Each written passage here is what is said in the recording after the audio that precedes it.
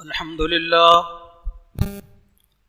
لله نحمده ونستعينه ونؤمن به ونتوكل عليه ونعوذ بالله من شرور أنفسنا ومن سيئات أعمالنا من يهده الله فلا مضل له ومن يضلله فلا هادي له ونشهد أن لا إله إلا الله وحده لا شريك له ونشهد أن سيدنا ومولانا محمدا عبده ورسوله أرسله بالحق بشيرا ونذيرا وداعيا إلى الله بإذنه وسراجا وقمرا منيرا أما بعد فيا أيها الناس قال الله تبارك وتعالى في كلامه المجيد والفرقان الحميد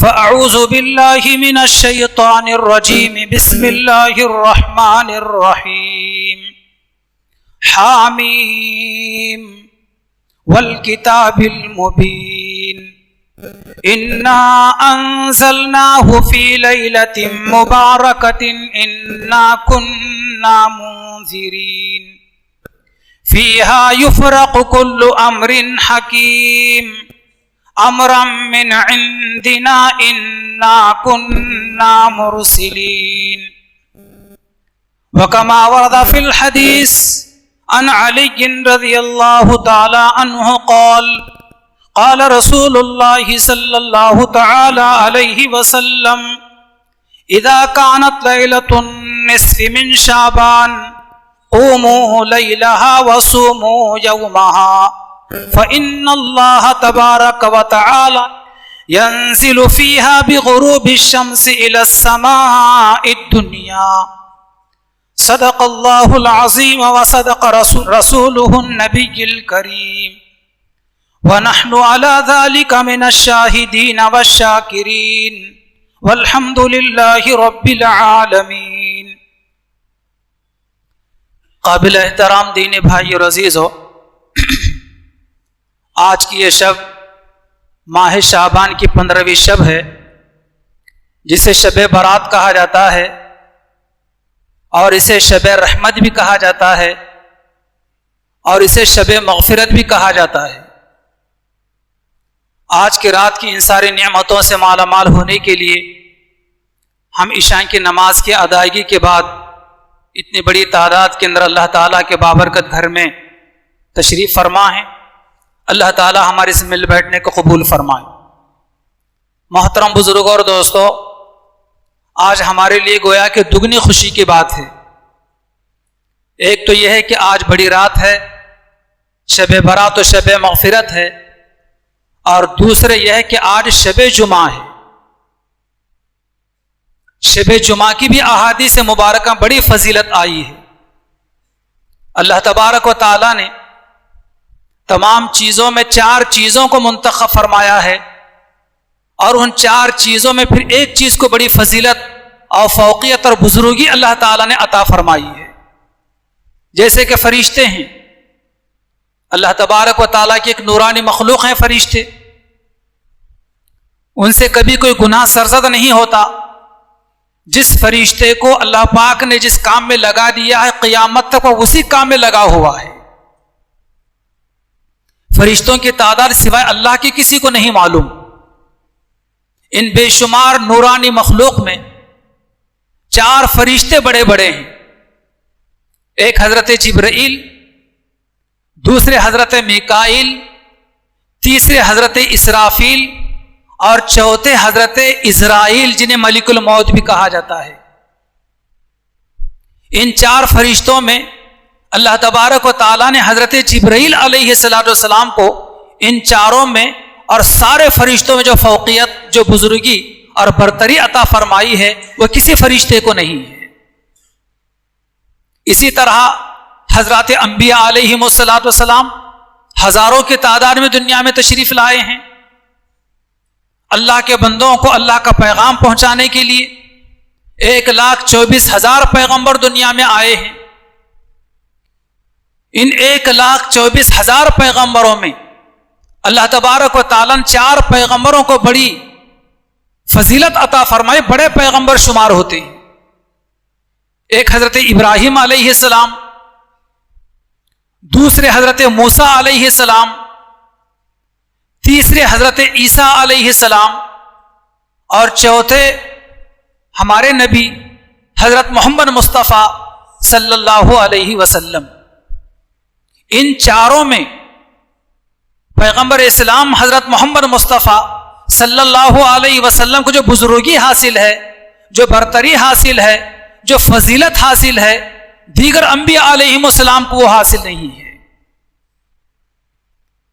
کم و بیش جتنے پیغمبر دنیا میں آئے ہیں اتنے ہی صحابہ بھی دنیا میں ہوئے ہیں۔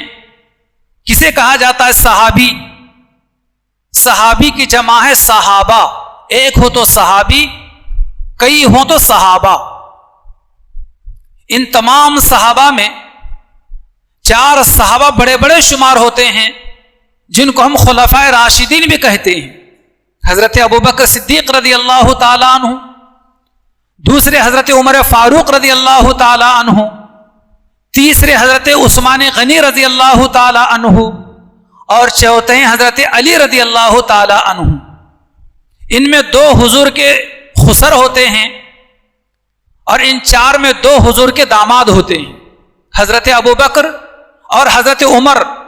یہ دونوں کے دونوں حضور کے سسر ہیں، اور حضرت عثمان غنی اور حضرت علی مرتضی رضی اللہ عنہما یہ دونوں حضور کے داماد ہیں۔ تمام صحابہ میں یہ 4 بڑے شمار ہوتے ہیں، لیکن ان 4 کے اندر جو مقام و مرتبہ اور جو فضیلت و بزرگی حضرت ابوبکر صدیق رضی اللہ تعالیٰ عنہ کو حاصل ہے وہ کسی اور کو نہیں ہے۔ اسی طرح اللہ تبارک و تعالیٰ کی کتابیں بے شمار ہیں، لیکن 4 بڑی کتابیں شمار ہوتی ہیں: تورات، زبور، انجیل اور قرآن۔ لیکن ان 4 کتابوں کے اندر جو مقام و مرتبہ اور جو بزرگی و فضیلت قرآن کو حاصل ہے وہ کسی اور کتاب کو حاصل نہیں ہے۔ دنیا میں بے شمار مسجدیں ہیں، لیکن 4 مسجدیں بڑی منتخب مسجدیں ہیں۔ ایک تو مسجد حرام جو مکہ مکرمہ میں واقع ہے، کعبے کے اطراف جو مسجد بنی ہوئی ہے اس کو مسجد حرام کہا جاتا ہے۔ دوسری مسجد نبوی جو مدینہ منورہ کے اندر ہے، حضور کی مسجد جو حضور نے بنوائی تھی۔ مسجد حرام جو مکہ مکرمہ میں ہے اس میں ایک نماز پڑھنے پر اللہ تبارک و تعالی 1,00,000 نمازیں پڑھنے کا ثواب عطا فرماتے ہیں۔ اللہ تعالیٰ وہاں کی حاضری ہم سب کو مقدر فرمائے۔ اور مسجد نبوی جو مدینہ منورہ کے اندر ہے اس میں ایک نماز کے پڑھنے پر 50,000 نمازوں کا ثواب ملتا ہے۔ اللہ پاک وہاں کی حاضری بھی ہمیں نصیب فرمائے۔ اور تیسری مسجد، مسجد اقصی، اس مسجد میں بھی ایک نماز کے پڑھنے پر 50,000 نمازوں کے پڑھنے کا ثواب ہے۔ اور چوتھی مسجد، مسجد طور سینا، جہاں پر اللہ تبارک و تعالیٰ نے حضرت موسیٰ علیہ السلام کو بلا کر اپنی تجلی کا اظہار فرمایا تھا۔ لیکن ان 4 مسجدوں کے اندر جو مقام و مرتبہ، جو فضیلت و بزرگی مسجد حرام کو حاصل ہے کسی اور جگہ کو حاصل نہیں ہے۔ مہینوں کے اندر بھی 4 مہینے بڑے مہینے شمار ہوتے ہیں: شعبان کا مہینہ، رجب کا مہینہ، محرم کا مہینہ اور رمضان المبارک کا مہینہ۔ لیکن ان 4 مہینوں کے اندر جو بزرگی اور جو مقام اور فضیلت شعبان کے مہینے کو حاصل ہے۔ آپ سمجھ رہے ہیں کہ مصطفیٰ ایسا کیسے بول رہے؟ رمضان ہے نا جی، لیکن میں جس کتاب کا مطالعہ کیا ہوں تو اس حدیث مبارکہ میں بتلایا گیا ہے کہ ان 4 مہینوں کے اندر جو مقام و مرتبہ شعبان کے مہینے کو حاصل ہے دوسرے مہینے کو حاصل نہیں ہے۔ کیوں؟ اس کی وجہ یہ بیان فرمائی گئی ہے کہ حضور صلی اللہ علیہ وسلم نے شعبان کے مہینے کی نسبت اپنی طرف فرمائی ہے، شعبان الشہری کہ شعبان مہرا مہینہ ہے، یعنی حضور کا مہینہ ہے. ظاہر بات ہے جس چیز کی نسبت بھی حضور کی طرف ہو جائے، کیا کہنا اس چیز کا کوئی دوسری چیز مقابلہ کر نہیں سکتی. رمضان اپنی جگہ پر فضیلت کا مقام رکھتا ہے مہینہ، لیکن شعبان کے مہینے کی نسبت حضور نے اپنی طرف کی ہے. اس نسبت کی وجہ سے شعبان کا مہینہ سب سے بڑا ہوا ہے. فرمایا آپ علیہ الصلوۃ والسلام نے کہ شعبان الشہری و رمضان شہر اللہ و رجب شہر امتی، کہ شعبان کا مہینہ میرا مہینہ ہے، رمضان کا مہینہ اللہ کا مہینہ ہے، اور رجب کا مہینہ اللہ کے بندوں کا مہینہ ہے، میری امت کا مہینہ ہے. اسی طرح دنوں کے اندر بھی مہینے میں 29 اور 30 دن ہوتے ہیں، اگرچہ کہ فروری کے 28 دن ہوتے ہیں اور دسمبر کے 31 دن ہوتے ہیں، لیکن بہرحال اسلامی سال جو ہوتے ہیں جس کا آغاز محرم سے ہوتا ہے اور اسلامی سال کا اختتام ماہ ذی الحجہ پر ہوتا ہے. اسلامی مہینے جتنے بھی ہوتے ہیں وہ سب یا تو 29 کے یا پھر 30 کے، کبھی 28 کا مہینہ نہیں ہوتا اور کبھی 31 کا مہینہ نہیں ہوتا. تو مہینے کے جو 29 یا 30 دن ہوتے ہیں، ان 29-30 دنوں میں 4 دن بڑے فضیلت کے دن ہیں. ایک تو عید الفطر کا دن، دوسرا عید الاضحیٰ کا دن، تیسرا عاشورے کا دن، محرم کے 10 تاریخ کا دن، اور چوتھا عرفے کا دن، 9 ذی الحجہ کا دن، جس دن پوری دنیا کے حاجی عرفات کے میدان میں جمع ہوتے ہیں. لیکن ان 4 دنوں میں جو مقام و مرتبہ، جو فضیلت و بزرگی عرفے کے دن کو حاصل ہے، کسی اور دن کو حاصل نہیں ہے. اسی طریقے سے راتوں میں 4 راتیں سب سے عظیم راتیں شمار ہوتی ہیں. ایک تو یہ ہے کہ شب برات یعنی آج کی رات، دوسرے شب قدر، اور تیسرے شب جمعہ جیسے کہ آج خود شب جمعہ ہے، اور چوتھے شب عیدین. یہ 4 راتیں بڑی عظیم راتیں ہیں، لیکن ان 4 راتوں کے اندر جو مقام و مرتبہ، جو بزرگی شب قدر کو حاصل ہے، وہ کسی اور چیز کو حاصل نہیں ہے. لیکن ان 4 راتوں کے اندر ایک چونکہ شب برات بھی ہے. شب برات میں کیے جانے والے اصل 3 ہی کام ہیں. حدیث مبارکہ میں بتلاؤں آپ کو تو 3 ہی کام اصل ہیں شب برات میں کرنے کے. ان 3 کاموں کو ضرور کیا جائے، حدیث سے اس کا ثبوت ہے. کون سے 3 کام ہیں شب برات میں کرنے کے؟ ایک تو یہ ہے کہ آج کی رات کثرت کے ساتھ عبادت کی جائے، خوب کثرت کے ساتھ میں عبادت کی جائے. اور دوسرے یہ ہے کہ اپنے مرحومین کے لیے قبرستان پہنچ کر ہو یا اپنے مقام پر، اپنے گھر میں، اپنے مسجد میں رہتے ہوئے ہو، اپنے مرحومین کے لیے آج کی رات دعائے مغفرت، ایصال ثواب کیا جائے. اور تیسرا کام کل کا روزہ رکھا جائے. بس یہ 3 ہی کام ہیں جو حدیث مبارکہ میں نے خطبہ مسنونہ میں پڑھی تھی. ابن ماجہ کی وہ حدیث ہے، حضرت علی مرتضیٰ حضور پاک علیہ السلام کے داماد سے وہ روایت ثابت ہے. ان علی رضی اللہ تعالی عنہ قال قال رسول اللہ صلی اللہ علیہ وسلم اذا كانت لیلۃ النصف من شعبان قوموا لیلها وصوموا یومها فإن اللہ تبارک و تعالی ينزل بغروب الشمس الى السماء الدنیا. 3 چیزیں اس حدیث مبارکہ میں بیان کی گئی ہیں. اللہ کے نبی علیہ السلام فرماتے ہیں کہ لوگوں، جب شعبان کی 15ویں شب ہو، اذا کانت لیلۃ النصف من شعبان، جیسے کہ آج شعبان کی 15ویں شب ہے، قوموا لیلہا، لیلن کہا جاتا ہے رات کو، اور قام یقوم قوم کے معنی آتے ہیں رات میں قیام کرنے کی. قیام کرنے کا کیا مطلب؟ کھڑے ہونے کا کیا مطلب؟ عبادت کے لیے اپنے آپ کو فارغ کرنا، یعنی آج کی رات خوب کثرت کے ساتھ میں عبادت کرنا. وہ سومو یومہا، اور دوسرے دن کا روزہ رکھنا. اور آگے اللہ کے نبی علیہ السلام فرماتے ہیں فَإِنَّ اللَّهَ تبارک و تعالی، اس لیے کہ اللہ تبارک و تعالی ينزل فیہا، نازل ہوتے ہیں آج کی رات میں. کہاں نازل ہوتے ہیں؟ بغروب الشمس، سورج کے ڈوبتے ہی، مغرب ہی سے اللہ تبارک و تعالی نازل ہوتے ہیں. کہاں؟ الی السماء الدنیا، سماء دنیا پر. اس جو آسمان ہمیں نظر آتا ہے یہ سماء دنیا کہلاتا ہے، یعنی دنیا میں رہنے والوں کو دکھنے والا آسمان.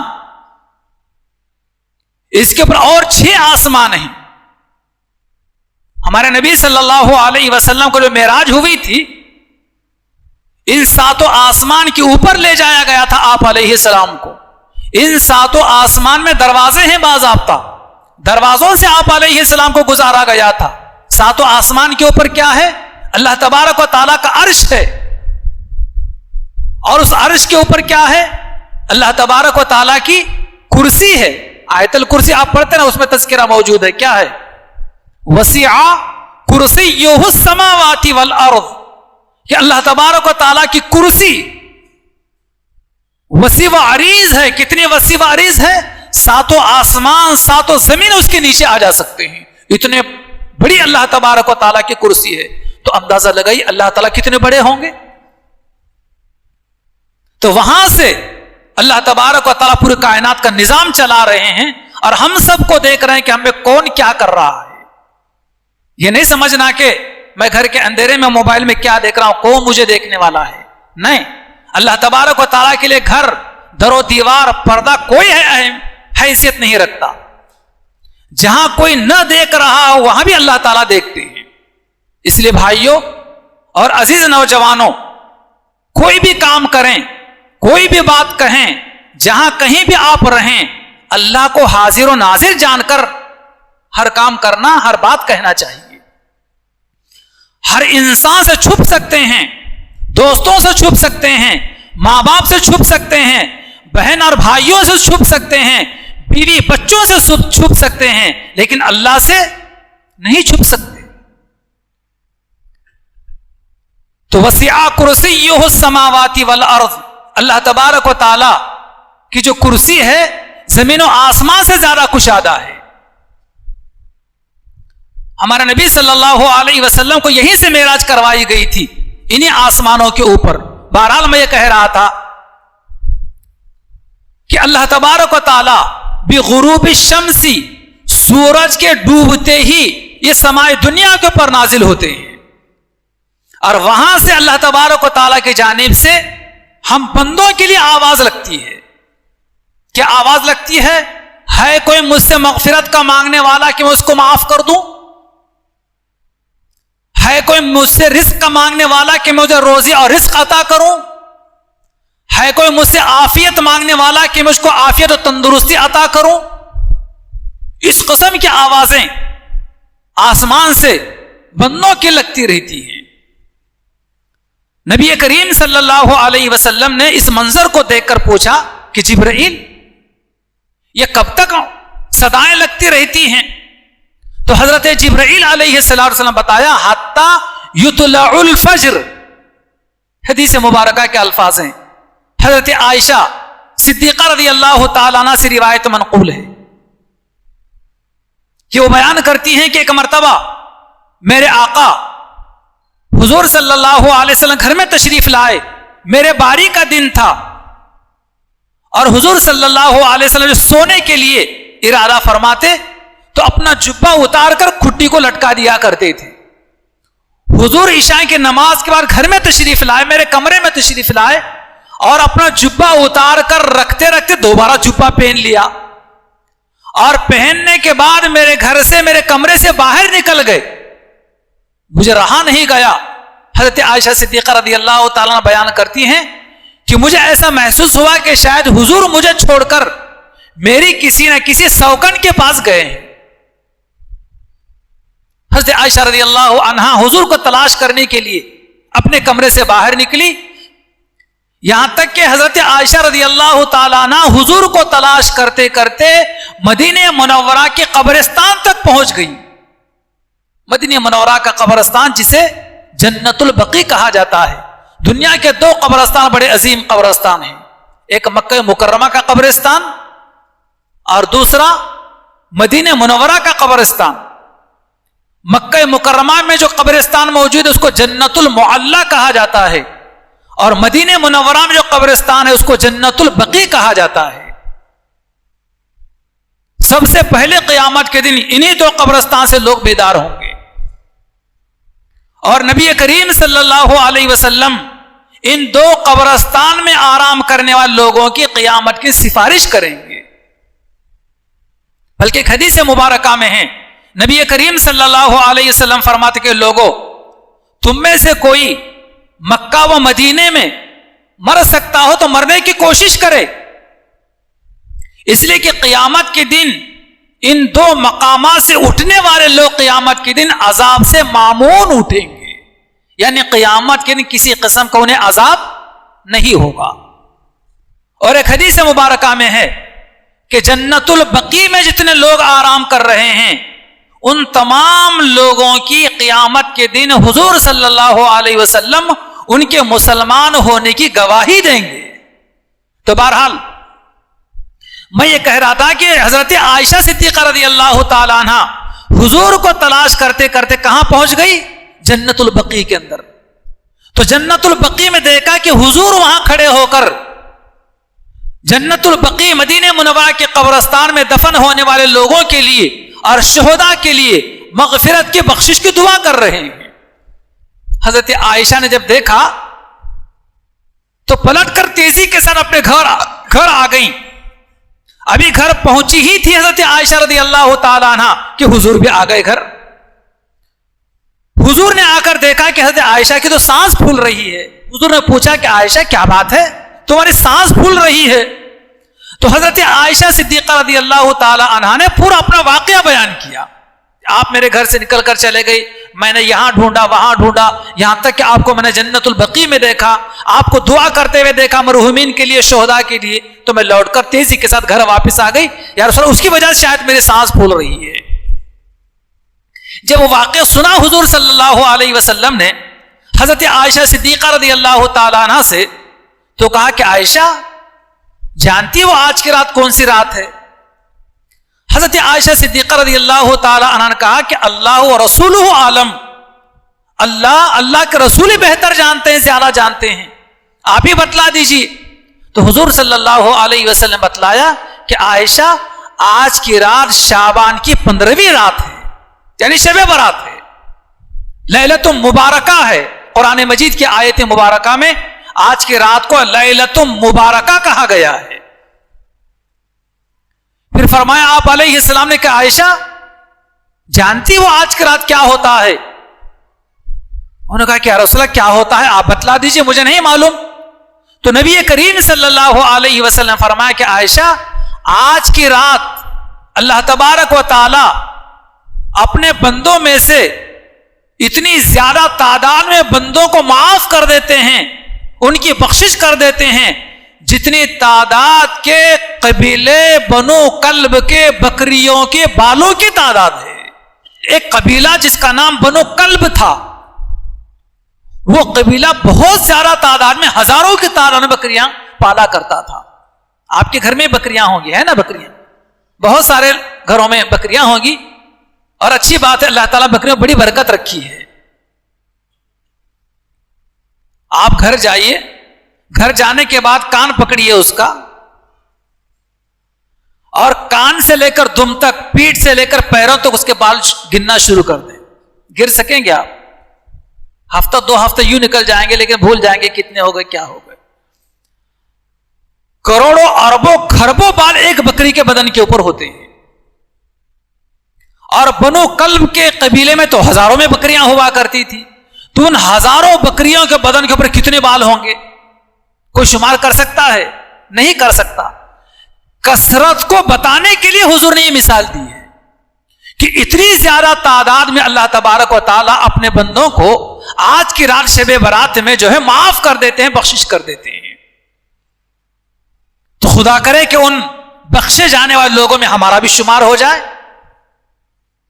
اس لیے آج کی رات خاص طور پر اللہ تعالیٰ سے بخشش مانگنا چاہیے.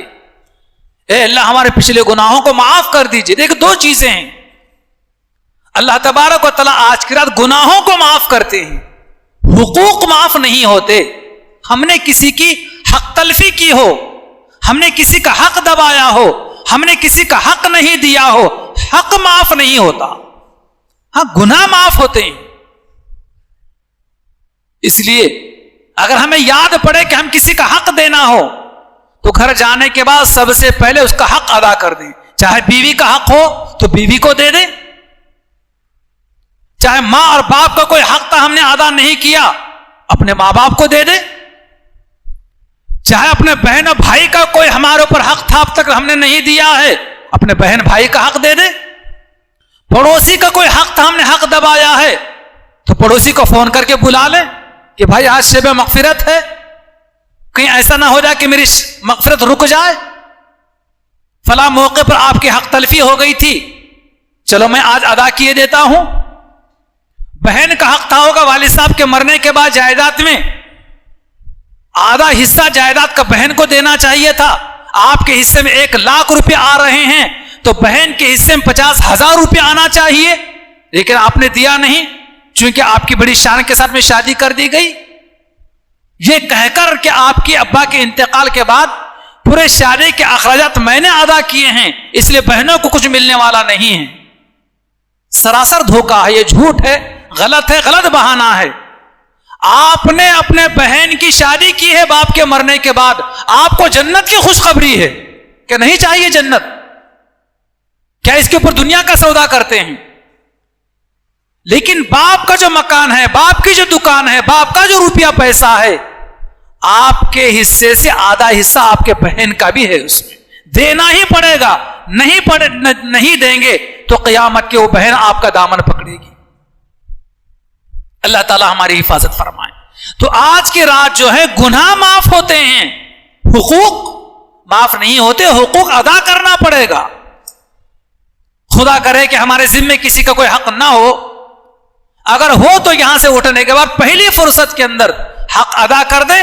اگر گنجائش نہ ہو تو اطلاع کر دیں, بتلا دیں کہ میں آپ کا حق ادا کرنا تھا, میں بھول گیا تھا, یا آپ کا حق ادا کرنے مجھ سے دیر ہو گئی تھی, انشاءاللہ چند مہینوں میں چند دنوں کے میں آپ کا حق ادا کر دوں. کیا بھروسہ زندگی کا جی, کیا بھروسہ کس کی زندگی, کب کس کو موت آ جائے, کس حال میں آ جائے.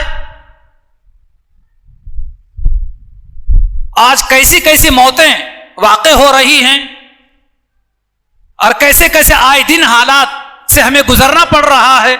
اللہ تعالی ہماری حفاظت فرمائے. کسی کے زندگی کا کوئی بھروسہ نہیں ہے.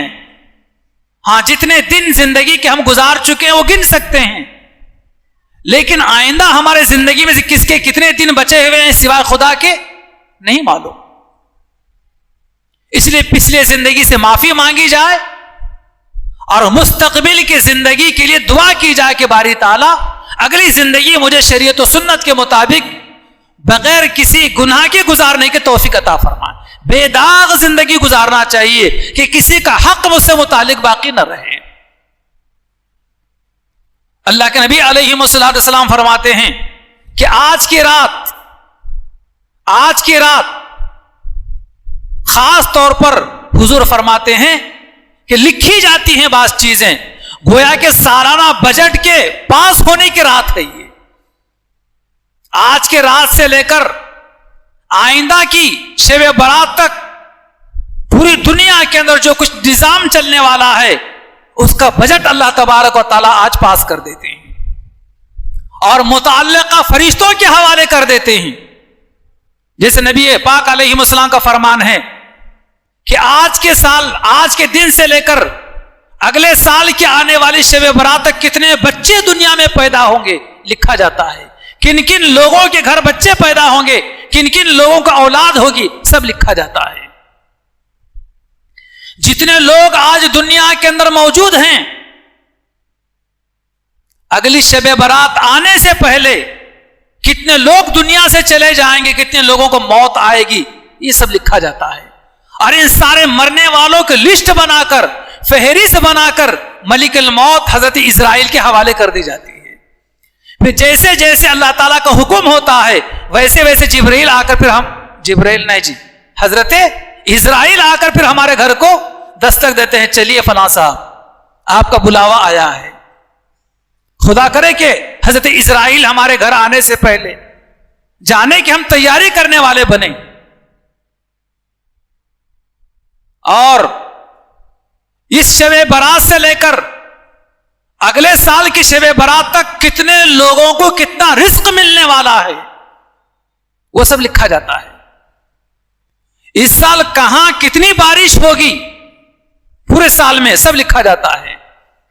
اسی طریقے سے کتنے لوگ اس سال کے بعد حج کریں گے، عمرہ کریں گے، وہ سب لکھا جاتا ہے۔ کتنے لوگوں کو فتح و کامیابی نصیب ہوگی اور کتنے لوگ شکست و ناکامی سے دوچار ہوں گے، یہ سب لکھا جاتا ہے۔ یعنی پوری کائنات کا نظام جو ایک سال میں چلنے والا ہے، جیسے کہ اسمبلی اور پارلیمنٹ کا سالانہ بجٹ پاس ہوتا ہے، اسی طریقے سے آج کی رات احادیث مبارکہ کے مطابق سالانہ بجٹ پاس ہوتا ہے اور متعلقہ فرشتوں کو حوالے کر دیا جاتا ہے۔ نبی کریم صلی اللہ علیہ وسلم فرماتے ہیں کہ لوگوں، آج کی رات خاص طور پر بندوں کے اعمال اللہ تعالیٰ کے بارگاہ میں پیش ہوتے ہیں کہ پورے سال بھر میں ہم نے کیا کیا ہے اور کیا نہیں کیا ہے، کیا نہیں کرنا چاہیے تو ہم کر بیٹھے ہیں، اور کیا کرنا چاہیے تو ہم وہ نہیں کرے ہیں، سب کچھ اللہ تعالیٰ آج دیکھنے والے ہیں۔ لیکن آج کے اس مقدس بابرکت موقع پر اگر ہم اللہ تعالیٰ کے سامنے روتے ہوئے، گڑ گڑاتے ہوئے اللہ تعالیٰ سے معافی مانگیں، اللہ تبارک و تعالیٰ ضرور معاف کر دینے والے ہیں۔ آج اللہ تبارک و تعالیٰ معاف کرنے ہی کے لیے بیٹھے ہوئے ہیں۔ اس لیے محترم بزرگوں، دوستو، آج خاص طور پر ہمیں چاہیے کہ ہم اللہ تبارک و تعالیٰ کی طرف خاص طور پر متوجہ رہیں۔ کیسے متوجہ رہیں؟ عبادات کے ذریعے، ذکر و اذکار کے ذریعے، نفل نمازوں کے ذریعے، اللہ کے بابرکت کلام کی تلاوت کے ذریعے، دعاؤں کے ذریعے، تسبیحات کے ذریعے، اور آج کی رات خاص طور پر جو ہے لمبی نماز پڑھنا چاہیں، حضور سے آج کی رات میں لمبی نماز پڑھنا بھی ثابت ہے۔ وہ روایت جو میں نے بیان کی تھی، ایک حصہ اس کا چھوٹ گیا، بیان کیے دیتا ہوں کہ حضور جنت البقیع میں پہنچ کر مرحومین و شہداء کے لیے مغفرت اور درجات کے بلندی کے دعا کر کے اپنے گھر واپس آئے ہیں۔ حضرت عائشہ رضی اللہ تعالیٰ عنہ کو سانس پھولتی دیکھ کر پوچھا، اور وہ ساری باتیں کہ آج کون سی رات ہے، شب برات ہے، کیا ہوتا ہے، بنو کلب کے بکریوں کے بالوں کے تعداد سے زیادہ آج کے اللہ تبارک و تعالیٰ اپنے بندوں کو معاف کر دیتے ہیں۔ پھر اس میں آپ علیہ السلام نے حضرت عائشہ رضی اللہ تعالیٰ سے کہا، عائشہ اگر تمہاری اجازت ہو تو آج کی رات میں اللہ تعالیٰ کی عبادت میں گزار دو۔ کون پوچھ رہے ہیں؟ پیغمبر اسلام ہمارے نبی صلی اللہ علیہ وسلم کس سے پوچھ رہے ہیں؟ اپنی بیوی حضرت عائشہ سے۔ معلوم ہوا کہ رات کا سارا حصہ نہ عبادت کے لیے ہے، نہ رات کا سارا حصہ سونے کے لیے ہے، نہ رات کا سارا حصہ دوستوں کے لیے ہے، بلکہ رات کا ایک حصہ اپنے بیوی کی دلجوئی کے لیے بھی ہوا کرتا ہے۔ چونکہ رات کا وہ ایک حصہ اپنے بیوی کی دلجوئی کے لیے تھا، اس میں اپنے بیوی کے ساتھ میں گفتگو کرتے، خیر خیریت پوچھتے، کچھ اپنی سناتے، کچھ ان کی سنتے، اس کے لیے رات کا ایک حصہ مختصر ہوا کرتا ہے اور ہر ایک کے لیے ہوا کرتا ہے۔ حضور صلی اللہ علیہ وسلم نے یہ بات حضرت عائشہ رضی اللہ تعالیٰ سے پوچھ کر رہتی دنیا تک کے مسلمانوں کو پیغام دیا کہ لوگوں، رات کا ایک حصہ اپنی بیوی کی دلجوئی کے لیے بھی ہوتا ہے۔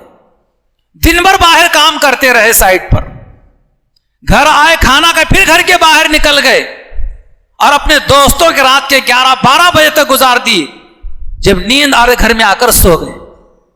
بیوی کے لیے جو وقت ہے وہ کہاں ہم نے دیا بیوی کو؟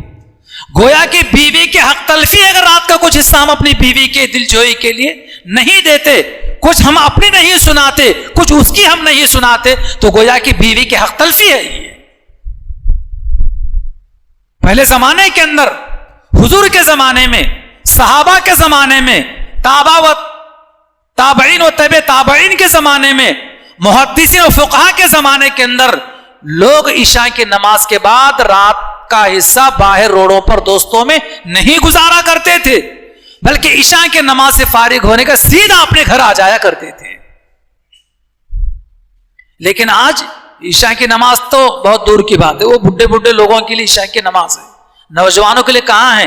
نوجوانوں کے لیے تو دوست ضروری ہیں، نوجوانوں کے لیے تو روڈ اور ہوٹلیں اور پان شاپ ضروری ہیں۔ پیغمبر اسلام علیہ السلام کا یہ فرمان سنیے، اللہ کے نبی علیہ السلام فرماتے ہیں لِكُلِّ شَيْءٍ عَلَمٌ وَعَلَمُ الْإِيمَانِ الصَّلَاةِ، ہر چیز کی ایک پہچان ہوتی ہے۔ مسلمان و مومن ہونے کی پہچان یہ ہے کہ وہ مومن ہونے کی پہچان یہ ہے کہ وہ نمازی ہو۔ پتہ نہیں ہم پڑھتے ہیں تو بہت، میں کسی کے تعلق سے بدگمانی نہیں کرتا، ظنوا بالمؤمنین خیرا، اللہ کے نبی کا فرمان ہے کہ لوگوں تم ایمان والوں کے ساتھ میں اچھا گمان رکھو کہ اس میں بھی ثواب ملتا ہے۔ لیکن امت کا ایک بہت بڑا طبقہ ایسا ہے جو نمازوں کے اوقات بھی ٹس سے مس نہیں ہوتا، نہ گھر چھوڑنے کو تیار ہے، نہ ہوٹل چھوڑنے کو تیار ہے، نہ پان شاپ چھوڑنے کو تیار ہے، نہ اپنا آفس چھوڑنے کو تیار ہے، نہ اپنے دوستوں کو چھوڑنے کے لیے تیار ہے۔ اللہ تعالی ہماری حفاظت فرمائے۔ پھر ایمان و اسلام کی پہچان ہمارے پاس ہے یا نہیں، آپ فیصلہ کریں، میں کچھ بول نہیں سکتا۔ لِكُلِّ شَيْءٍ عَلَمٌ وَعَلَمُ الْإِيمَانِ الصَّلَاةِ، ہر چیز کی ایک پہچان ہوتی ہے، مسلمان ہونے کی پہچان یہ ہے کہ وہ نمازی ہو۔ بھائیوں، عزیز نوجوانوں، چاہے جس کسی فیلڈ میں ہم رہتے ہوں، نماز کا وقت ہونے کے بعد، اللہ کے بابرکت گھر سے اذان کی آواز آنے کے بعد پہلی فرصت میں نماز، باقی سارے کام دوسرے نمبر کے اوپر۔ دیکھو کیسا زندگی میں آپ سکون محسوس کرتے ہیں، دیکھو کیسے کاروبار میں آپ برکت محسوس کرتے ہیں، دیکھو لوگ آپ سے کیسی محبت کرنے لگتے ہیں۔ آپ ایک کو منانے میں لگ جاؤ، ساری دنیا آپ کی مان جائے گی۔ حضرت عائشہ رضی اللہ تعالیٰ عنہ نے کیا کہا معلوم ہے؟ یا رسول اللہ، میرے ماں باپ آپ پر قربان، میرے ماں باپ آپ پر قربان، آپ شوق سے عبادت کر لیجئے۔ نبی کریم صلی اللہ علیہ وسلم تیار ہو گئے اللہ کی عبادت کرنے کے لیے، اور بڑی لمبی نماز پڑھی آپ علیہ السلام نے۔ دیکھو لمبی نماز پڑھنا ہے، ہم کو تو 2 ہی سورے یاد ہیں، کون سے؟ قل اللہ اور انا اعطینا۔ کیا کرنا؟ کسی کو 5 سورے یاد ہیں، کسی کو 10 سورے یاد ہیں، تو یہ بات مسئلہ یاد رکھے، جس کو 2 ہی سورے یاد ہے تو بس 2 سورے پر بھی اپنی نماز ختم کر سکتے ہیں، لیکن کسی کو 4 سورے یاد ہیں، 10 سورے یاد ہیں، تو ایک ایک رکعت میں 2 سورے بھی پڑھ سکتے ہیں، ایک ایک رکعت میں 5 سورے پڑھ کے بھی اپنی نماز کے رکعت کو لمبا کر سکتے ہیں۔ حضور صلی اللہ علیہ وسلم نماز کے لیے فارغ ہو گئے۔ حضرت عائشہ رضی اللہ تعالیٰ بیان فرماتی ہیں کہ حضور نماز کے لیے کھڑے ہو گئے، بڑے دیر تک آپ علیہ السلام نے اللہ کے بابرکت کلام کی تلاوت کی، پھر لمبا رکوع کیا آپ علیہ السلام نے، اور اس کے بعد لمبا سجدہ کیا، اتنا لمبا سجدہ کیا، اتنا لمبا سجدہ کیا کہ بالکل بے حس بے حرکت ہو گئے آپ علیہ السلام۔ حضرت عائشہ رضی اللہ تعالیٰ کہتی ہیں کہ مجھے فکر ہونے لگی کہیں حضور کی روح تو نہیں نکل گئی۔ ایک لمبی نماز میں آپ کو بتلاتا ہوں تاکہ ہماری نماز لمبی ہو، اس نماز کا نام ہے صلاۃ و تسبیح کی نماز۔ حضور صلی اللہ علیہ وسلم نے خاص طور پر وہ نماز اپنے چچا کو سکھلائی تھی، اور کون سے چچا کو نام معلوم ہے نا؟ حضرت عباس، حضور کے سگے چچا ہیں۔ کہا تھا کہ چچا جان میں آپ کو ایک تحفہ دینا چاہتا ہوں، میں آپ کو ایک عطیہ کرنا چاہتا ہوں، آپ کو میں ایک نماز سکھلانا چاہتا ہوں، آپ وہ عمل کریں گے تو آپ کے 10 قسم کے گناہ اللہ تبارک و تعالیٰ معاف کر دیں گے۔ کتنے قسم کے؟ 10 قسم کے، دن کے کیے ہوئے، رات کے کیے ہوئے، جان بوجھ کر کیے ہوئے، بھول کر کیے ہوئے، گناہ کبیرہ بڑے گناہ، گناہ صغیرہ چھوٹے گناہ، چھپ کر کیے ہوئے گناہ، اعلانہ کیے ہوئے گناہ، یعنی اس قسم کے 10 قسم کے گناہ جو ہے اللہ تبارک و تعالیٰ معاف کر دیں گے۔ چچا جان یہ عمل جس پر اللہ تبارک و تعالیٰ 10 قسم کے گناہوں کو معاف کریں گے. ہو سکا تو آپ روزانہ پڑھ لیا کیجیے, جمعے کو جمعہ پڑھ لیا کیجیے, اور اگر یہ نہیں ہو سکتا آپ سے ہر ہفتے میں 1 مرتبہ پڑھیں تو کم از کم سال میں 1 مرتبہ پڑھ لیا کیجیے. اور اگر سال میں 1 مرتبہ بھی آپ پڑھ نہیں سکتے چچا جان, زندگی میں 1 مرتبہ کم از کم پڑھ لیا کیجیے. پھر حضور صلی اللہ علیہ وسلم مکمل نماز کا طریقہ ان کو بتلا دیا. خدا کرے کہ نماز ہمارے بھی سمجھ میں آ جائے, اور خدا کرے کہ نماز ہم بھی پڑھنے والے بن جائیں.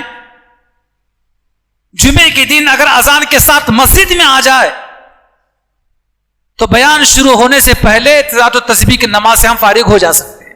لیکن ہم کب آتے ہیں, امام صاحب خطبے کو کب ٹھہرتے ہیں, وہ وقت ہم دیکھتے ہیں.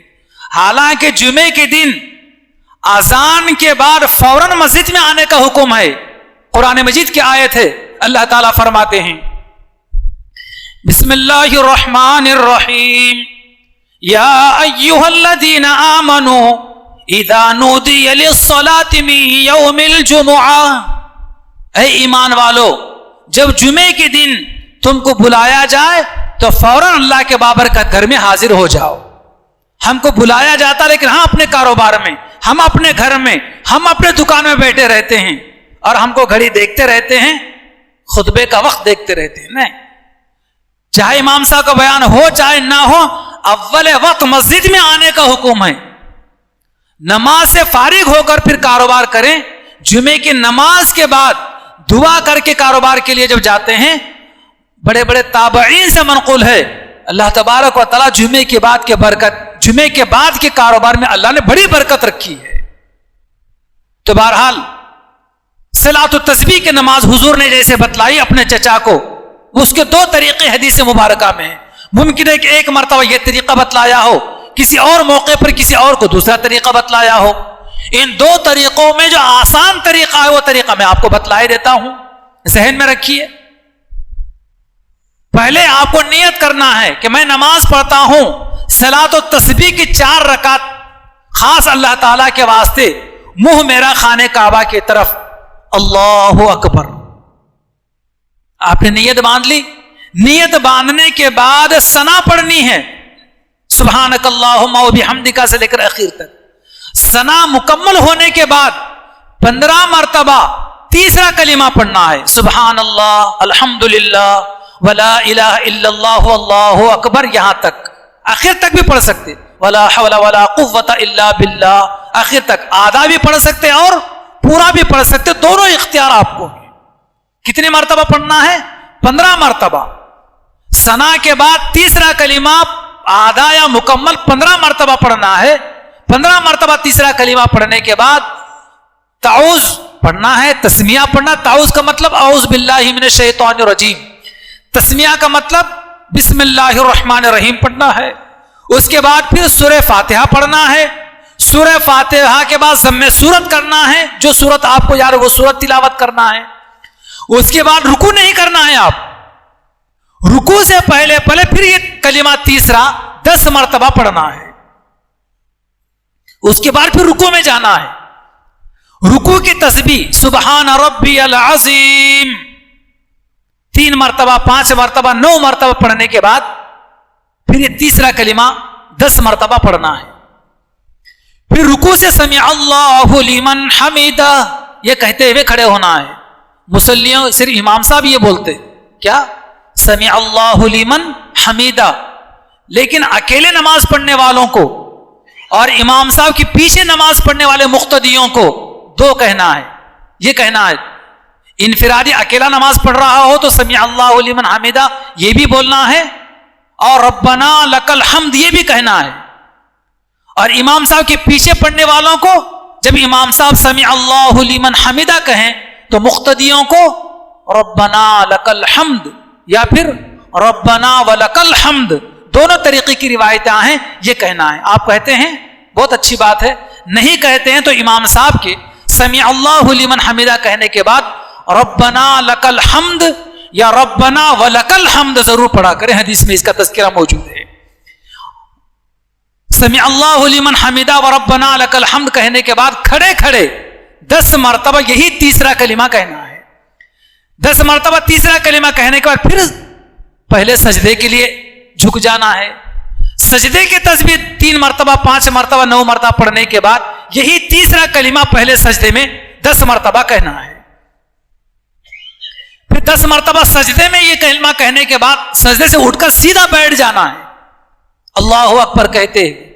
بیٹھنے کے بعد بیٹھے بیٹھے 10 مرتبہ پھر یہی تیسرا کلمہ پڑھنا ہے. بیٹھ کر 10 مرتبہ تیسرا کلمہ پڑھنے کے بعد پھر دوسرے سجدے میں جانا ہے. دوسرے سجدے میں جانے کے بعد 3 مرتبہ 5 مرتبہ سجدے کی تسبیح پڑھنے کے بعد سجدے میں پڑھے پڑھے ہی 10 مرتبہ پھر یہ تیسرا کلمہ 10 مرتبہ کہنا ہے. کتنے ہو گیا؟ 1 رکعت یہاں پر مکمل ہوگی. ثنا کے بعد 15 مرتبہ, رکوع سے پہلے 10 مرتبہ. کتنے ہو گیا؟ زور سے بولیے بھائی. 15 اور 10 25 ہو گئے. پہلے رکوع میں 10 مرتبہ 35 ہو گئے. رکوع سے کھڑے ہو کر 10 مرتبہ 45.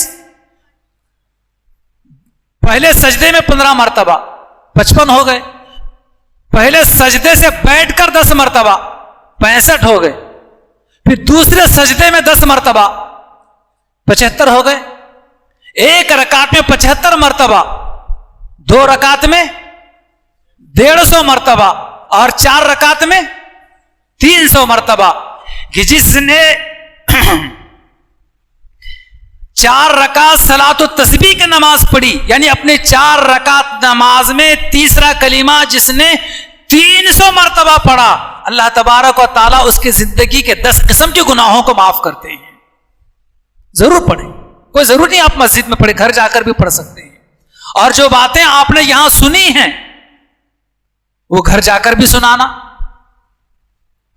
زندگی کے سارا ساز و سامان اپنے بیوی بچوں کو لا کر دیتے ہیں. دین کون دے گا گھر والوں کو؟ بیوی کو, اپنے بہن کو, اپنے ماں کو دین لا کر کون دے گا؟ ہمیں ہی دین بھی دینا پڑے گا, دین کی باتیں بتلانا پڑے گا, دین کے مسائل بھی ہمیں ہی سکھانا پڑے گا. اور اگر دین کی باتیں ہم گھر والوں کو نہیں بتائیں گے, دینی مسائل گھر والوں کو ہم نہیں بتائیں گے, دین اگر گھر کے عورتوں تک ہم نہیں پہنچائیں گے تو قیامت کے دن ہماری پکڑ ہو سکتی ہے.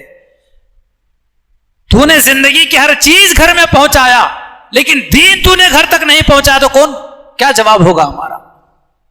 اللہ تعالیٰ آج کی رات سب لوگوں کی بخشش کر دیتے ہیں, سب کو معاف کر دیتے ہیں. لیکن نبی کریم صلی اللہ علیہ وسلم فرماتے ہیں کہ 13 قسم کے ایسے لوگ ہیں. آپ بولیں گے اتنے شب برات کا بھائی اتنا لمبا کیا ہو, 1 گھنٹہ ہو گیا. اب 13 لوگوں کی تفسیر بیان کا اور 1 گھنٹہ کھاتے نہیں, 5 منٹ میں ختم کر رہا ہوں, وعدہ بالکل پکا. ہاں, آپ پریشان مت ہو, جیسے آپ کو عبادت کرنا ہے مجھے بھی عبادت کرنا ہے. چونکہ آج کل عبادت کی رات ہے, بیان کرنے کی رات نہیں. کچھ فضیلت معلوم ہو جائے, آج کی رات کی عظمت معلوم ہو جائے تو صحیح مانا کر جاگنا اور عبادت کرنا بھی ہم سب کے لیے آسان ہو جائے. بعض لوگ کیا بولتے, جاگنے کی رات ہے, عشاء کی نماز پڑھ کے چلے گئے بہت سارے لوگ, باہر ہوٹلیں بھی کھلی ہوں گی, پان شاپ بھی کھلی ہوں گی, تو اپنے دوستوں میں, پان شاپ میں, ہوٹلوں میں, دوست احباب میں, کسی کے گھر کے چبوتروں پر بیٹھ کر پوری رات گزار دیتے, صبح صبح گھر کو چلے جاتے ہیں. یاد رکھنا آج کی رات جاگنے کی رات نہیں ہے, آج کی رات عبادت کی رات ہے, آج کی رات دعاؤں کی رات ہے, آج کی رات تلاوت کی رات ہے, آج کی رات اللہ کے بابرکت ذکر کی رات ہے. یہ کرنے والے ہم بن جائیں. تو 13 قسم کے لوگوں کی آج بخشش نہیں ہوتی. صرف میں فہرست گنوا رہا ہوں, تفصیل بیان کروں گا تو ہو سکتا ہے 1 گھنٹہ نہیں 2 گھنٹے بھی لگ جائے. سب سے پہلے مشرک کی بخشش نہیں ہوتی, اس لیے ہم کبھی شرک نہ کریں اپنے زندگی کے اندر. دوسرے, کینہ رکھنے والے کی بخشش نہیں ہوتی, اس لیے ہم اپنے سینے کو ہر ایک کے لیے پاک صاف رکھیں. وہ سینہ اچھا نہیں جس سینے میں کسی کا کینہ بھرا ہوا ہو. اور تیسرے, جادوگر کی بخشش نہیں ہوتی. چوتھے, قاتل کی بخشش نہیں ہوتی. ہمارا کبھی ہاتھ کسی کو قتل کرنے کے لیے کبھی نہیں اٹھنا چاہیے. اور 5ویں, کاہن کی بخشش نہیں ہوتی, یعنی غیب کی باتیں بتلانے والے. اسی طریقے سے جو مسلمان ٹخنوں سے نیچے اپنا کپڑا پہنتا ہے، چاہے لنگی ہو، چاہے پینٹ ہو، پاجامہ ہو، یہ جو ابری ہوئی ہڈی نیچے ہوتی ہے جس کو ٹخنا کہا جاتا ہے، اس ہڈی کے نیچے تک کپڑا پہننے والے کی بخشش نہیں ہوتی. بہت سارے لوگ سمجھتے ہیں کہ مسجد میں آنے کے بعد اپنے کپڑے اوپر کرتے ہیں. صرف مسجد میں اوپر کرنے کا حکم کسی بھی حدیث میں نہیں ہے، بلکہ زندگی بھر آپ کا کپڑا ٹخنے سے اوپر ہونا چاہیے. پورے ذخیرے احادیث کو ڈھونڈ لیجئے، کسی بھی حدیث میں نہیں ہے کہ مسجد میں آنے کے بعد آپ ٹخنے سے اوپر اپنا پینٹ اور پاجامہ کر لیں. بخاری شریف کی حدیث ہے، ما اسفل من الکعبین من الازار فی النار، جس کا کپڑا ٹخنے سے نیچے ہوگا اتنا حصہ اس کا جہنم میں ہوگا. ہم خود بھی اپنے ٹخنے سے اوپر کپڑا پہننے کی عادت بنائیں، اپنے بچوں کو بھی اس کا عادی بنائیں. اسی طریقے سے جادوگر کی بھی آج کی رات میں بخشش نہیں ہوتی. اسی طریقے سے ماں باپ کی نافرمانی کرنے والے کی، ماں باپ کو تکلیف دینے والے کی بھی بخشش نہیں ہوتی. اسی طریقے سے آج کی رات چگل خوری کرنے والے، لگاؤ بجھاؤ پنا جو کرتے نا، اس کی اس کو لگا دی، اس کو جا کر اس کے لگا دی، وہ دونوں آپس میں لڑتے بیٹھے، آپ تماشا دیکھتے رہے. ایسی حرکت کرنے والے کی بھی آج کی رات میں بخشش نہیں ہوتی. اللہ تعالیٰ سے دعا ہے کہ ہم میں سے، میں نہیں سمجھتا کہ کوئی آدمی ہم میں سے ایسا ہو. اسی طریقے سے آج کی رات قطع رحمی کرنے والا، رشتہ ناتا توڑنے والے کی بھی بخشش نہیں ہوتی. فرمان نبوی ہے، لا يدخل الجنت قاطع، کہ رشتہ توڑنے والا جنت میں داخل نہیں ہوگا. اللہ تعالیٰ ہماری حفاظت فرمائے. اس لیے اگر ہمارے کسی قریبی رشتہ دار سے ہمارے تعلقات کچھ مہینوں سے، کچھ برسوں سے بنتے ہوں تو فون ہی کر کے آج خیر خیریت لے لیجئے. بہت دن ہو گیا آپ سے ملاقات نہ ہو کر، آپ سے بات نہیں کر، چچا جان آپ کیسے ہیں، خالہ جان آپ کیسی ہیں، بھائی کو فون لگا لیجئے، بہن کو فون لگا لیجئے، پڑوسی کو فون لگا لیجئے، خیر خیریت پوچھ لیجئے. آج کے بعد سے بات کا آغاز شروع ہو جائے گا. میں نہیں سمجھتا ان سارے برائیوں میں ہم مبتلا ہوں گے، لیکن اگر ہم میں سے کوئی مبتلا ہو تو وہ بھی آج کی رات میں سچے پکے دل سے توبہ کر لیتا ہے تو اللہ پاک اس کو بھی معاف کر دیتے ہیں. اللہ تعالیٰ سے دعا ہے کہ اللہ پاک ہمیں عمل کی توفیق عطا فرمائے، اور آج کی رات کی ساری فضیلتوں سے، ساری عظمتوں سے، ساری رحمتوں سے، ساری برکتوں سے اللہ پاک ہمیں مالا مال فرمائے. جو بھائی فاصلوں پر قریب آ جائیں، دعا ہوگی، قریب آ جائیں، مناجات ہوگی، اس کے بعد پھر دعا ہوگی. مناجات کے ذریعے ہم اپنے دل کو اللہ تعالیٰ کی طرف متوجہ کریں اور یہ سوچیں کہ اللہ کی رحمت آ رہی ہے، میرے دل میں سما رہی ہے، اور میرے دل سے گناہوں کی گندگی باہر نکل رہی ہے، اور میرا دل پکار رہا ہے اللہ اللہ اللہ اللہ. مناجات میں اللہ والے بتلاتے ہیں کیسے بیٹھنا چاہیے، لیکن کیفیت یہ ہماری ہونا چاہیے کہ دل جو ہوتا ہے بائیں طرف ہوتا ہے، لیفٹ ہینڈ کی طرف. تو اس طریقے سے اپنے گردن کو جھکا کر بیٹھیں اور اپنی توجہ اپنے دل کی طرف کریں، لیفٹ ہینڈ کی طرف کریں، دل کی طرف. کس سے مانگیں، کہاں جائیں، کس سے کہیں، کس سے مانگیں، کہاں جائیں، کس سے کہیں، اور دنیا میں حاجت روا کون ہے، اور دنیا میں حاجت روا کون ہے.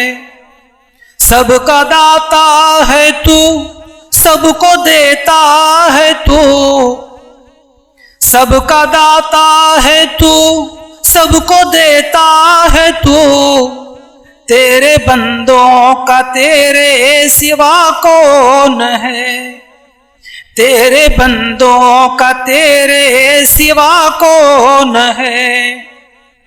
کون مقبول ہے، کون مردود ہے، کون مقبول ہے، کون مردود ہے، بے خبر کیا خبر تجھ کو کیا کون ہے، بے خبر کیا خبر تجھ کو کیا کون ہے، کس سے مانگیں کہاں جائیں کس سے کہیں، اور دنیا میں حاجت روا کون ہے۔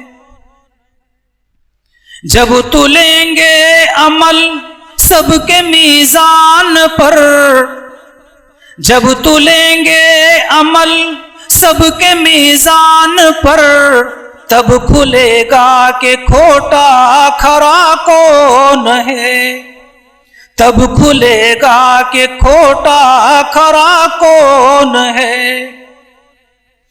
کون سنتا ہے فریاد مظلوم کی، کون سنتا ہے فریاد مظلوم کی، کس کے ہاتھوں میں کنجی ہے مقسوم کی، کس کے ہاتھوں میں کنجی ہے مقسوم کی۔ جو ہے سارے جہانوں میں جلوہ نما، جو ہے سارے جہانوں میں جلوہ نما، اس احد کے سوا دوسرا کون ہے۔ رزق پر تیرے پلتے ہیں شاہو گدا، رزق پر تیرے پلتے ہیں شاہو گدا، تجھ احد کے سوا دوسرا کون ہے۔ سب کا داتا ہے تو، سب کو دیتا ہے تو، تیرے بندوں کا تیرے سوا کون ہے۔ اولیاء انبیاء آل بیت اور نبی، اولیاء انبیاء آل بیت اور نبی، تابعین و صحابہ پہ جب آ بنی، گر کے سجدے میں سب نے یہی عرض کی، گر کے سجدے میں سب نے یہی عرض کی، تو نہیں ہے تو مشکل کشا کون ہے، تو نہیں ہے تو مشکل کشا کون ہے۔ اہل فکر و نظر جانتے ہیں تجھے، اہل فکر و نظر جانتے ہیں تجھے، کچھ نہ ہونے پہ بھی مانتے ہیں تجھے۔ اے فقیر اس کو تو فضل باری سمجھ، اے فقیر اس کو تو فضل باری سمجھ، ورنہ تیری طرف دیکھتا کون ہے، ورنہ تیری طرف دیکھتا کون ہے۔ کون مقبول ہے کون مردود ہے، بے خبر کیا خبر تجھ کو کیا کون ہے۔ جب تو لیں گے عمل، جب تو لیں گے عمل سب کے میزان پر، تب کھلے گا کہ کھوٹا کھرا کون ہے۔ کس سے مانگیں کس سے مانگیں کہاں جائیں کس سے کہیں، اور دنیا میں حاجت روا کون ہے، اور دنیا میں حاجت روا کون ہے۔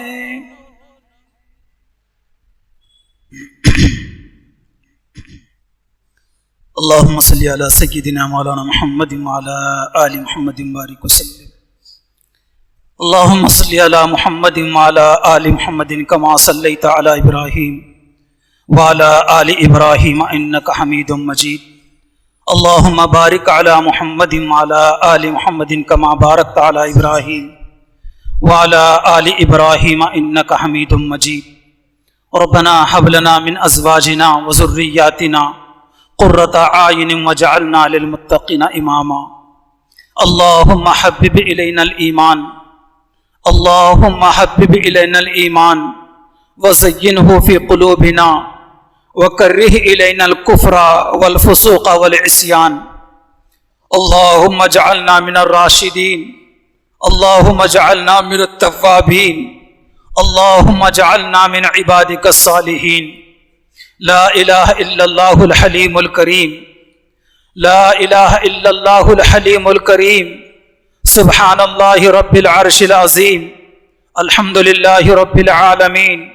نسألک موجبات رحمتک وعزائم مغفرتک والغنیمة من كل بر والسلامة من كل اثم.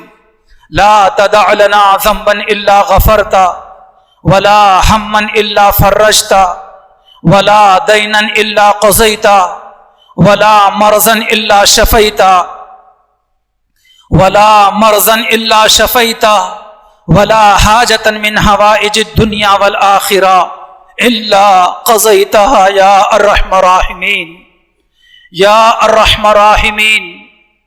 ربنا لا تؤاخذنا ان نسینا او اخطأنا، ربنا ولا تحمل علينا إصرا كما حملته على الذين من قبلنا، ربنا ولا تحملنا ما لا طاقة لنا به واعف عنا واغفر لنا وارحمنا، واعف عنا واغفر لنا وارحمنا، أنت مولانا فانصرنا على القوم الكافرين، انت مولانا فانصرنا على القوم الكافرين.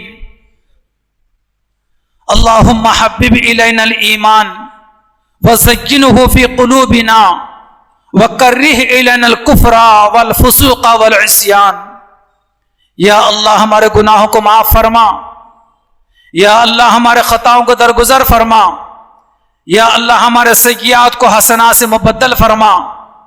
یا اللہ آج کی رات یہ شب برات، شب مغفرت، شب رحمت، شب مبارک، آج کی رات کی ساری برکتوں سے، رحمتوں سے، عظمتوں سے، فضیلتوں سے ہمیں مالا مال فرما.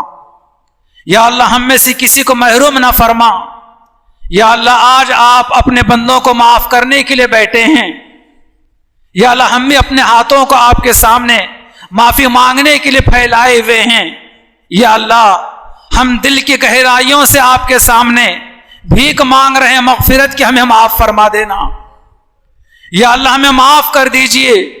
ہماری پچھلی زندگی بڑے گناہوں میں گزری، بڑی نافرمانی میں گزری، جان جان کر ہم نے آپ کی نافرمانی کی، اللہ کے نبی کی نافرمانی کی. یا اللہ نمازوں کو ہم نے چھوڑا، شریعت و سنت کو ہم نے پامال کیا. یا اللہ ہمارے اس قصور کو معاف فرما. ہم خلوص دل سے معافی مانگتے ہیں، توبہ استغفار کرتے ہیں. پروردگار ہماری آج کی اس کی سچی پکی توبہ کو قبول فرما، ہماری بخشش فرما، ہمارے مغفرت فرما. فرشتوں کو بھلا دیجئے، نام اعمال میں سے ہمارے گناہوں کو مٹا دیجئے. یا اللہ ہمارے حال پر رحم فرما، کرم فرما، نوازش و مہربانی کا معاملہ فرما. الہ العالمین آج کی رات آپ دینے کے لیے بیٹھے ہوئے ہیں، پروردگار ہم بھی لینے کے لیے بیٹھے ہوئے ہیں. یا اللہ ہماری کیا ضروریتیں ہیں، کیا ہماری حاجتیں ہیں، کیا ہماری مشکلات ہیں، ہماری کیا پریشانیاں ہیں، کن کن چیزوں کی ہمیں ضرورت ہے، باری تعالیٰ آپ سب سے واقف ہیں. ہماری ضرورت کی ہر چیز ہمیں وافر مقدار میں عطا فرما. مولا کریم ہماری ساری ضرورتوں کو اپنے خزانہ غیب سے پورا فرما. اس دنیا میں ہمیں اپنے علاوہ کسی کا محتاج نہ بنا. یا اللہ اپنے سوائے ہمیں کسی کے سامنے ہاتھ پھیلانے سے ہماری حفاظت فرما. اپنا خوف و خشیت اور ڈر ہمارے دلوں میں پیدا فرما. پروردگار ہمارے حال پر رحم فرما. بہت سارے بھائیوں نے، بہت سارے بہنوں نے، بچوں اور بچیوں نے، قریب کے لوگوں نے، دور دراز کے لوگوں نے مولا کریم پچھلے 2 دن سے آج کے رات میں دعا کے لیے کہا ہے. کتنے لوگوں نے کہا، یاد بھی نہیں ہے باری تعالیٰ. جتنے لوگوں نے کہا، جتنے لوگ ہم سے توقع رکھتے ہیں، سب کی جائز مرادوں کو پورا فرما. سب بیماروں کو شفا عطا فرما، سب کو صحت عطا فرما، سب کے کاروبار میں برکتیں عطا فرما، سب کے بال بچوں کو نیک اور صالح بنا. یا اللہ حاضری میں جو بیمار ہے صحت عافیت عطا فرما. حاضری میں جو بے روزگار ہیں ان کو حلال پاکیزہ طیب برکت والی روزی عطا فرما. اولاد کے اعتبار سے جو لوگ پریشان ہیں کہ نافرمان اولاد ہے، بے روزگار ہے، پروردگار ایسے نافرمان اولاد کو فرما بردار بنا. بے روزگار نوجوانوں کو باروزگار بنا. حلال پاکیزہ طیب برکت والی روزی کے دروازے ہمارے لیے کھول دیجئے. پروردگار ہمارے کاروبار کی بھی حفاظت فرما. ہمارے کاروبار میں برکتیں عطا فرما. نظر بد سے حفاظت فرما. پروردگار پورے ہمارے ملک میں جتنے مسجدیں ہیں، مدارس ہیں، مکاتب ہیں، خانقاہیں ہیں، یا اللہ عیدگاہیں ہیں، قبرستان ہیں، پروردگار ان سب مذہبی اداروں کی پوری حفاظت فرما. ان سب کی ضروریات کو اپنے خزانے غیب سے پورا فرما. ہمارے اساتذہ، ہمارے ماں باپ اگر زندہ ہیں تو ان کو عمر دراز عطا فرما. بیمار ہوں تو صحت عطا فرما. پریشان ہو تو تکلیفوں سے دکھ درد سے حفاظت فرما. ان دونوں میں سے کوئی ایک یا دونوں انتقال کر گئے ہوں تو باری تعالی بال ہمارے ماں باپ کی بخشش فرما. ان کی مغفرت فرما. ان کے قبر کو جنت کا باغ بنا.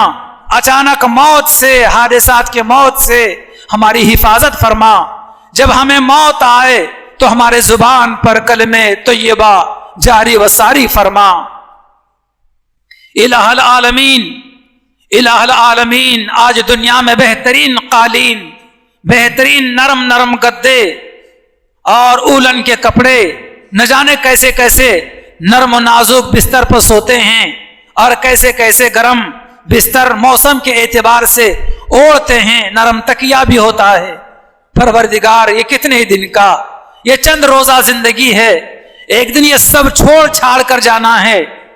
قبر کے گڑھے میں جانا ہے جہاں مٹی کا بچھونا ہوگا، مٹی کا تکیہ ہوگا، اوڑھنا بھی مٹی ہوگی.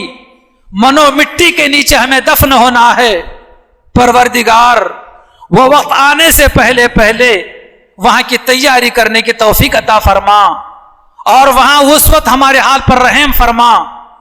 منکر نکیر آ کر سوالات ہم سے کریں گے. من رب کا، بتا تیرا رب کون ہے. ما دینو کا، بتا تیرا دین کیا ہے. ومن نبی کا، بتا تیرے نبی کون تھے. پروردگار فرشتوں منکر نکیر کے ان سوالات کے جواب دینے کے لیے ہمیں ثابت قدمی عطا فرما.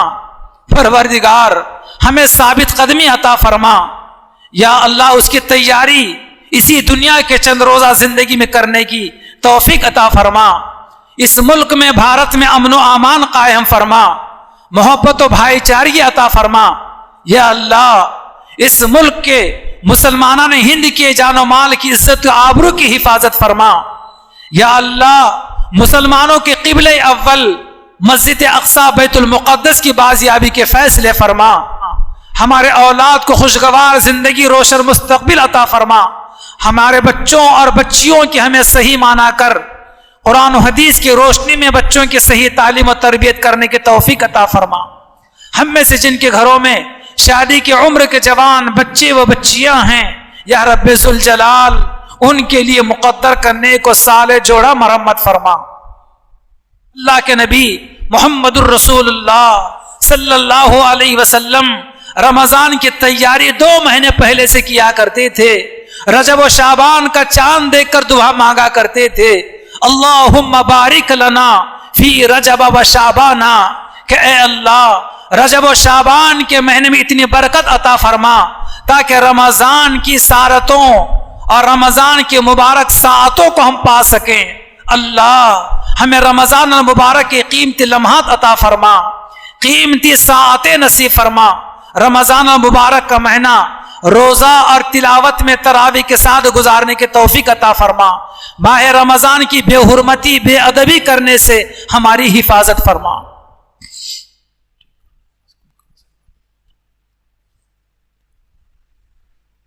ربنا تقبل منا انك انت السميع العليم، ربنا تقبل منا انك انت السميع العليم وتب علينا انك انت التواب الرحيم. وصلی اللہ تعالی علی خیر خلقہ ونور عرشہ محمد وعلی آلہ واصحابہ اجمعین آمین برحمتک یا ارحم الراحمین.